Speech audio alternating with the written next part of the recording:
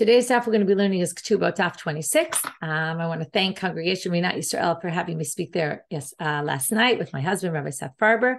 And I want to just say how nice it was to see people there. It's really fun going around, being able to go to different places. Apologies for not being able to get everywhere. Over the next number of years, God willing, I will be able to meet many, many more people who are learning the daf together with us at Hadran. Okay, let's get started with our daf today. So we were in the middle of discussing a particular issue. We had Rebbe and Rabbi Chia. One permitted a Kohen based on his father's testimony to collect the truma. One permitted a Levi based on his brother's testimony to eat maaser. To which the Gemara asks, Rabbi Chia, it was a brighter to prove who did what. We proved Rebbe was the one with the father. Rabbi Chia was the one with the brother. He didn't allow the whole father thing. He didn't trust the father.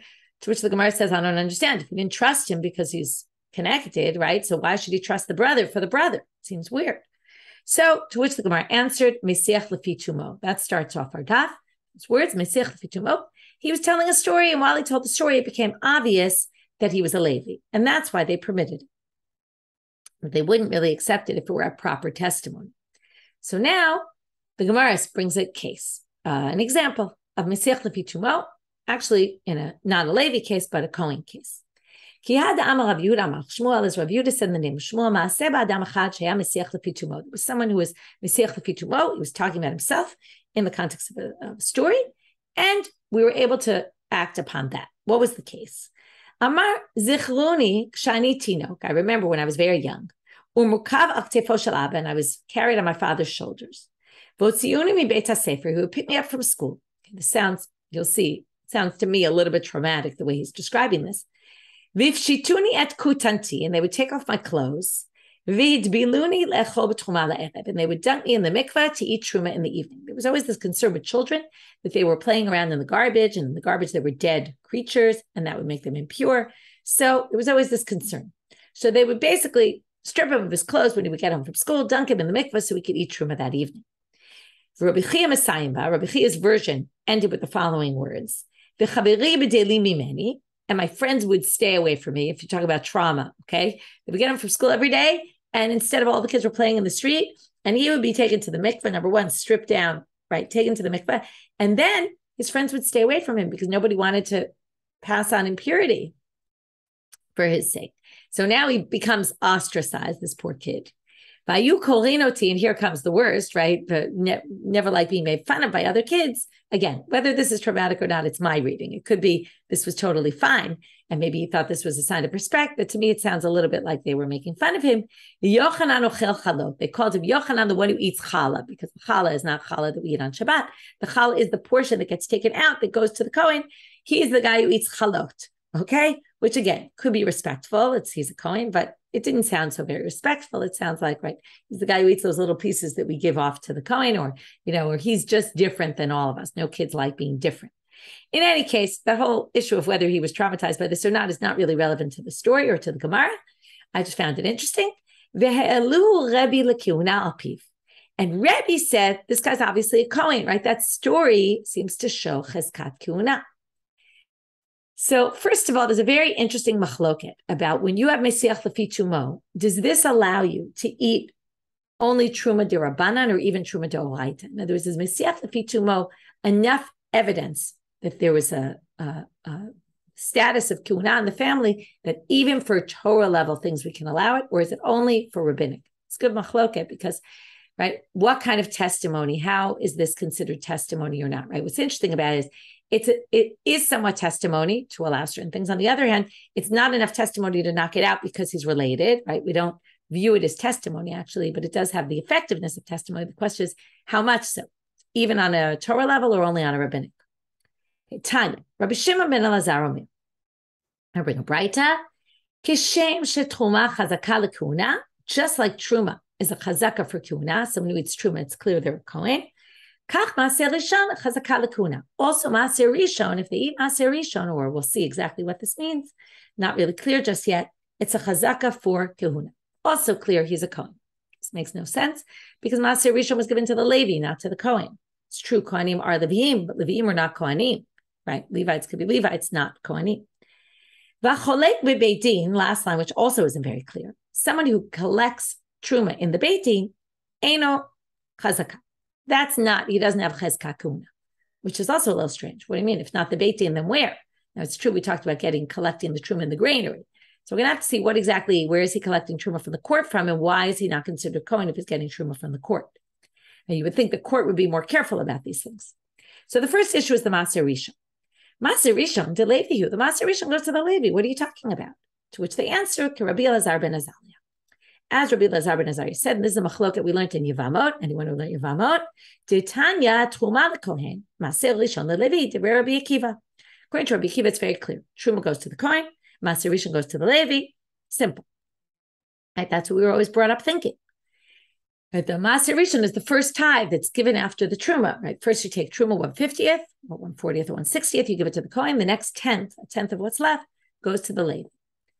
Rabbi Elazar ben Azariah Omer, Maser Rishon af leKohen.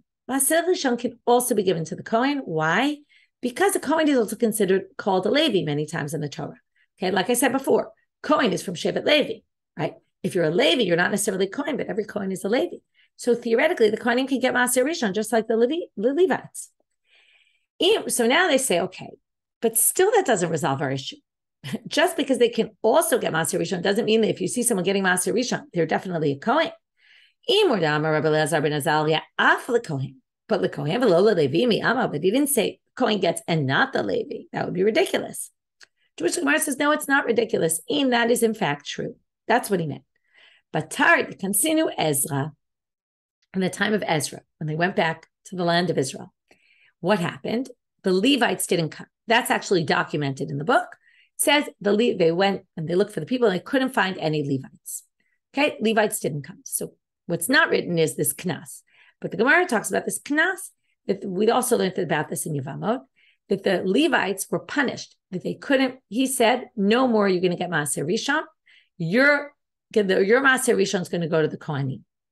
So now you see, so now you have that. This is why the Kohanim would be an indicator that they are Kohanim. Whoever's eating Maser Rishon is Kohen.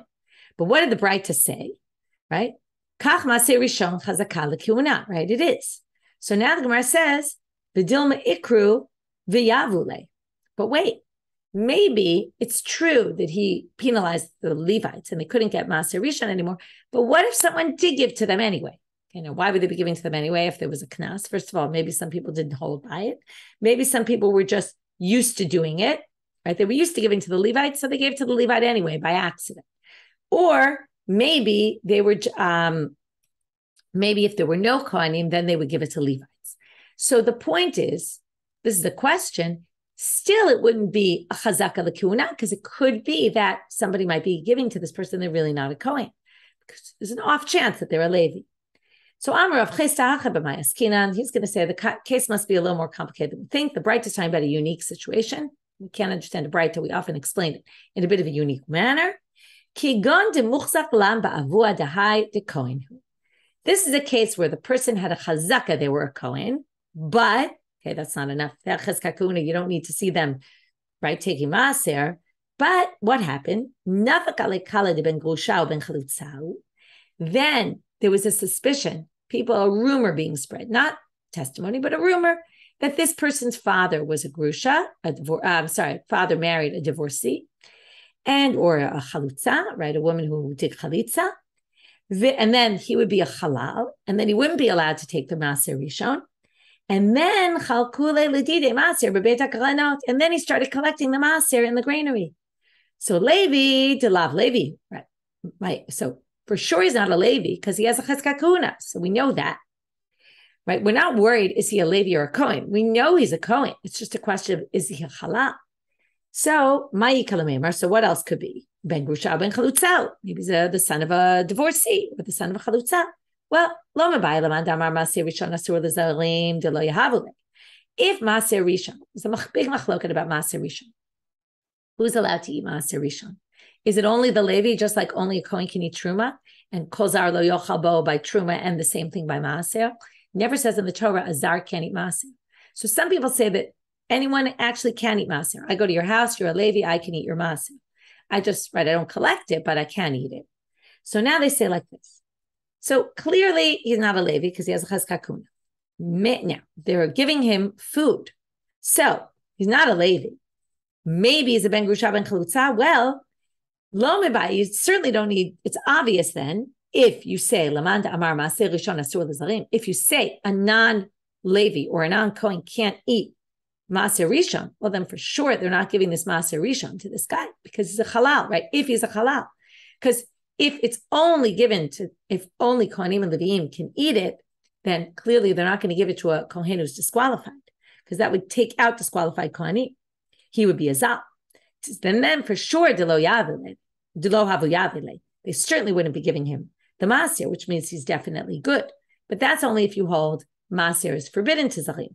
What if you hold that Maaseh is permitted to Zalim? Then he could theoretically be getting it. Well, even if you say that it's permitted for a non-Kohen, that's just to, if he wants to eat it. But nobody would distribute it to him. So this person was on the distribution line. You can't be on the distribution line if you're not a Levi. You can eat in someone's house. They're serving you. You're not a Levi, but you can't you can't be on the distribution line. So therefore, that's how Rav Chisda explains this case. Again, there was a chazaka kuna to begin with. It was questionable, and then we saw him on the line. Then it would be obvious that if he's getting Maaseh Rishon and it's clear he's a Kohen, it must be clear that he's a kosher Kohen. Next. Now we're left with this last line of the Braita to understand. But if you're getting in the court, it's not a chazaka. What are we talking about? If in the court it's not going to be a chazaka, then where on earth would it be a chazaka? This is the case Rav Sheshet says, and this explains why we're not talking about the granary. We're not talking about distributing the truma from the community to the Kohanim. We're talking about a cholek truma b'nechsei aviv imachav bebeitin. They go to court to distribute the property of their father. Imagine there's two sons from two different mothers. One is a son of a Kohen and his regular wife, and the other is a son where there's a suspicion that the wife might be a ben grusha, a grusha or chalutza, a divorcee, right? And then he would be the son of a divorcee, or something that would make him a halal. So he's now, right, because that's the whole question: is he a halal? Is he not? So he's collecting truma. They're distributing the father's property, and within the property, there's truma. So they split up, right? The stuff that was already given to the family that now has the status, right? It's already truma. So the two brothers are splitting it up. Eina chazaka. Now, you have to assume here that someone raised a question about this kid. If there was no question raised about him, there'd be nothing to assume. We'd assume, obviously, he's a Kohen. But if somebody said, we think this guy's mother is a divorcee, then eina chazaka. The fact that he got half of his father's property and half of the truma of the father's doesn't prove anything. Why? So the Gemara first says, Pshita, obviously, doesn't prove anything. To which they say, well, because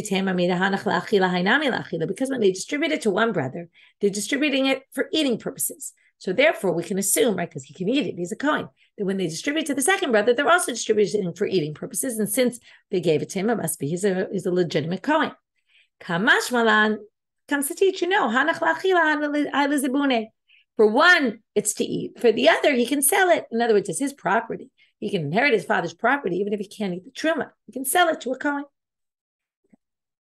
So that's why we don't trust the court is distributing the funds of the father, the estate, and within that estate there's truma, and he gets it. That doesn't prove that he's a legitimate Kohen. Now we go back to this confusing Mishnah. Okay, the Mishnah had said two people were on Kaf Gimel Amud Bet at the bottom. There were two people. One said, I'm a Kohen. The other said, I'm a Kohen. They're not believed. But if they each say about each other, they're believed. Which we said, right, we're not worried about Gomlin. Came Rabbi Yehuda and he said, Ein ma'alin l'kuna al pi echad. One witness is not enough. And we saw in the Gemara there's a Braita that said that Rabbi Yehuda is concerned for Gomlin. And that's why he requires another witness. Because he's worried maybe each of these guys is lying for the other and therefore requires another witness because you need two witnesses. Then came Rabbi Elazar and he said, well, Matai, when is this true? You need two when there's people doubting his status. If there's nobody raising any questions about his status, then one witness is enough. Again, we talked about that this is for truma, not for yuchsim, but for truma. Rashba Gomel, Shimon Gamliel says, Mishum Rabbi Shimon ben Askan, and the name of Rabbi Shimon, the son of Askan, Right, Skan is the Rabbi Hanan Yaskan Kohanim. He came up a lot in Yom, if you remember, and in other Masechtot. Ma'alin lekuna al pi, right, he came up also Masechet Shabbat in that famous section. Ma'alin lekuna al pi eid echad. He said you can have someone become a Kohen based on one witness. Now, the big question here is, Rashbag, Hainu Rabbi Elazar. The Gemara assumes that if there's Orim, which we assume, let's say, is two witnesses saying, we think he's a Ben Grushar, Ben Chalutza, we're raising a doubt about him, then, of course, you wouldn't be Ma'alim, right? In other words, he must agree with Rabbi Elazar that you need two witnesses. One witness isn't going to be enough to stand up against people who are doubting. So if that's the case, then they both basically say, we allow one witness where there's no Orim. So what's the difference between them? To which the Gemara says, well, maybe it's a difference if there's one witness, not two witnesses who come against. There's two witnesses who say this guy's a Ben Grushar Ben Chalutza, and for sure there's an issue, and you're going to need at least two witnesses to disprove them. But what if there was only one who said, we think his mother's a divorcee? So now, the Rabbi Elazar Savar Ir El Chad, when he said Yesh Alav Orin, he means even one. And then, right, that's a problem. Rashbag Savar Ir El Tre. Rashbag says, no, only if two go against is it going to be an issue. But if it's only one, we can even accept one witness. Well, if you want to say that, that's a problem because Hama Rabbi Yochanan said, Divrei HaKol Ein Arar Pachot Mishnayim. There is no such thing as raising suspicion unless you're two people. We ignore it if one person comes forward and raises some suspicions. What's the case? Now we're going to, I'm actually saying as if that's it. This is a very long scenario, and we're going to have a whole bunch of stages, so sit tight. The first stage is we have a person who's muchzak l'kuna. We had this before also when we were struggling. We said, oh, it must be, he was presumed to be a Kohen to begin with. Okay, his father's a Kohen. Okay, and then like we said, then came a call, a rumor. This isn't testimony, actually. This is a rumor, a kala. Kala is just a rumor, not testimony at all. A rumor is spread that there's some, right, that his mother might have been divorced when she married the father. So what they do? They brought this guy down from his kahuna. They said, you're not a Kohen anymore. Rashi explains why not. In other words, they said temporarily, you can't function as a Kohen until we check into this. Because there's a high level they instituted for kahuna. You have to be for sure a Kohen. So there was an issue here. They brought him down. They demoted him. Comes one witness. I know his father's a Kohen. Okay, I know he's a Kohen. I know his mother's not a divorcee. And based on one witness, what did we learn already? So they bring this guy back. He's a Kohen now. What happened though? Right, and they bring him back up to be a Kohen. But then two witnesses come along. Right, before it was just a rumor. Now we have two witnesses who say ben Grusha ben Chalutza. So he went, right, Kohen, down, demoted. Back to Kohen from one witness, down, demoted based on two witnesses. Then, last stage. Then comes another witness and says, I know he's a Kohen. Now, in the end, what do you have? You have two witnesses saying he's a legitimate Kohen. So based on that, you might be able to allow him back to be a Kohen. Knock out those two who said he wasn't. You have his original chazaka. That should work. So what's the issue here? The first way of explaining this machloket now between Rabbi Elazar and Rabbi Shimon ben Gamliel, by the way, this is very convoluted to say this is what the Mishnah is talking about, but that's what they do when they have an issue and it doesn't make sense. So we're going to assume that everybody agrees that you can combine the one and the one. Okay, that's not an issue, even though they came separately. The machloket is, are we worried about the Beit Din, right? This was a waffling Beit Din. They went back and forth, Kohen, not Kohen, Kohen, not Kohen, and now you want to make him a Kohen again? People will say, what kind of a court is this? And people will start disrespecting the court, right? They change their mind every minute. So that's Rabbi Elazar. He says, you can't do this because people are going to start, right? And it's always a concern if people make fun of the Beit Din, right, and don't respect the Beit Din. I mean, that's whole legal system is based on the courts. We don't want to end up in that situation.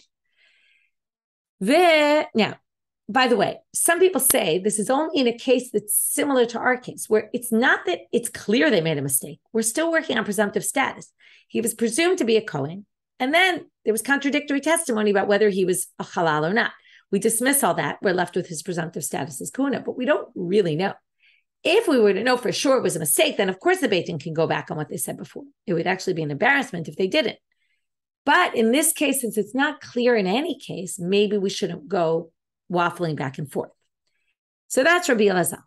And Tanakama Savar Kevan Da'achtina Lamaskina Le, right? So again, Tanakama, which is Rabbi Elazar, the first Tana listed in the two here, says, since it's an embarrassment to the court, right, we're not going to bring him back up.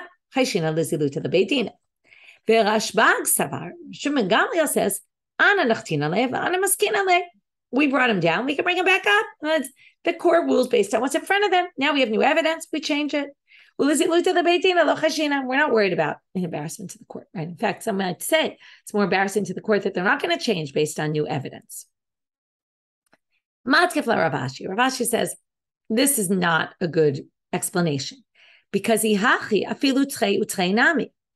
would even be the case. Why did they have to come up with the case? 1, 2, 1. Why did they just say 2 came and said he's a good Kohen and 2 came and said he's not a good Kohen? And that would be sufficient. And as it doesn't, or the other reverse, it doesn't matter. But they didn't have to give this case of 1 and then 1. So therefore, what we thought was obviously true, now he's going to say was the subject of debate. Can those 2 witnesses who came separately be considered as one? For this, we're going to quote a famous machloket in Sanhedrin. They're actually going to quote 2 different machlokot because they're always listed together, even though the first one's irrelevant for our purposes. But ubeplukta dahane t'nai, and according to the machloket of these following Tanaim, is the same debate as by us. Ditanya, the testimony does not join together unless you have 2 people testifying as one.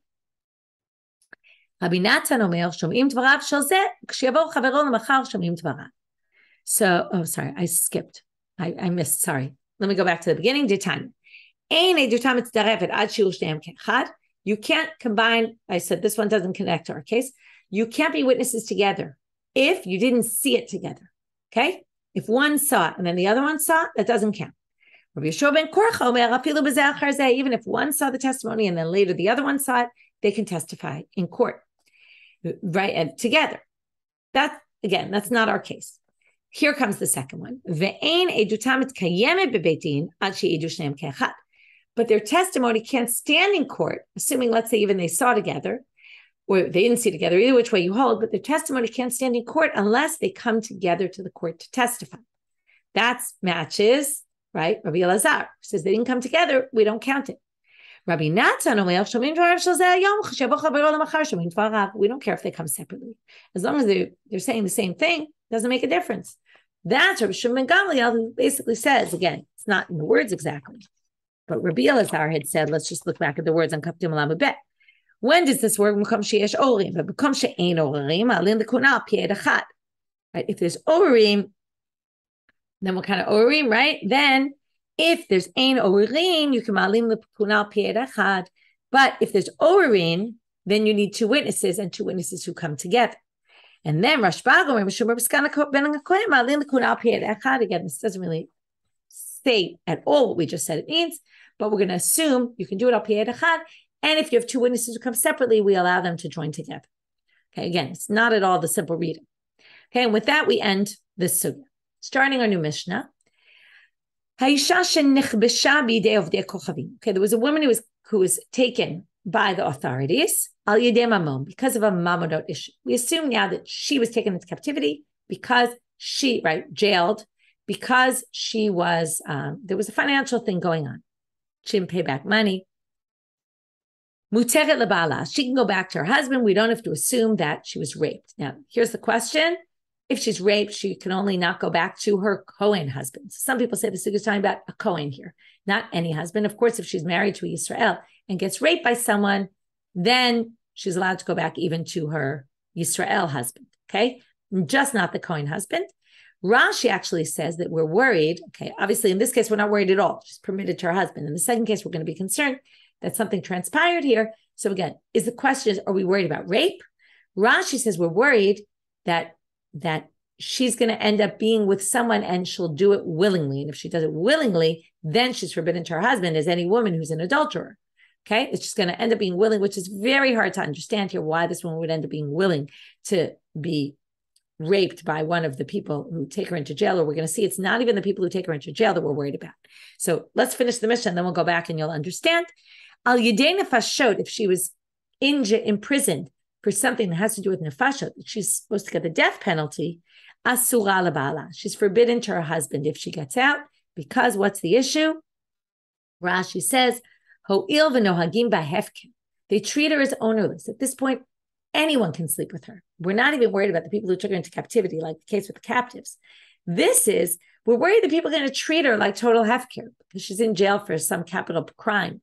Nobody's going to care about her at all, okay? And then the concern is that maybe eventually she'll end up going willing and willingly have relations with them. Then she'll be forbidden to her husband, or alternatively, she was raped and then she'll be forbidden to her Kohen husband. Again, if you assume, some of the commentaries assume we're only talking about a Kohen, even though, right, the simple reading is Ba'alah, it sounds like any husband.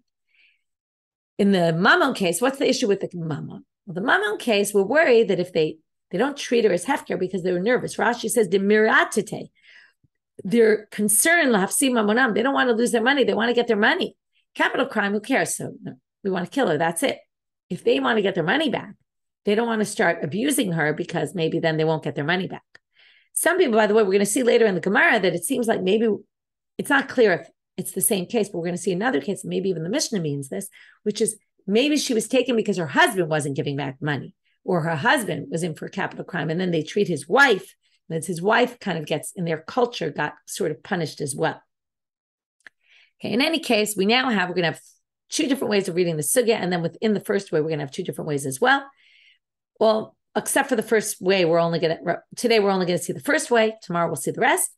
I'm Rav Shmuel bar Rav Yitzchak Amar Rav. According to the first version, Rav Yitzchak says, Rav Shmuel, son of Rav Yitzchak, says in the name of Rav, Lo shanu ela sheyad Yisrael tkefal of kochavim. This whole thing about the mamonot, that we're not worried they'll make her owner of this. If it's a financial issue, is only if the Jews are in power.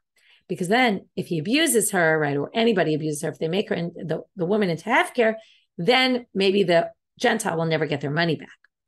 Aval yad ovdei kochavim tkefal atzman. But if they're the ones in rule, then there's nothing to stop them. Afilu al yidei mamon asura lebala. Then we're concerned that they're going to make her owner of this, even if it's money, because it's not like our Jewish courts are going to be able to stop him from getting his money back if they abuse this woman.